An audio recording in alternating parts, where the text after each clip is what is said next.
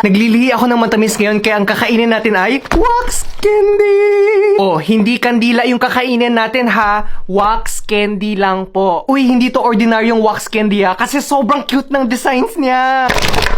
Tara, tikman natin! Puwet ng corgi. Ang cute! Pwede ba di na lang kainin? I-display ko na lang. Dinudura po yung wax ha. Ang daming juice. Lobster. Kamukha ni Mr. Krab sa SpongeBob. Ay, parang crab pala si Mr. Krab, no? Sa wax candy, kinakain mo lang talaga yung syrup niya sa loob. Pwede mo naman kainin yung buong wax kasi safe naman siya kainin.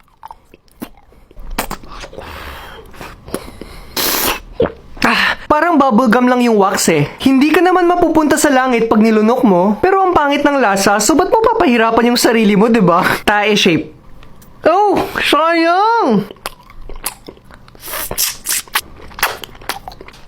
Cola shape. Eto parang blind box to eh. Random design yung makukuha mo. Ang sa atin is yung cola at saka yung cheese.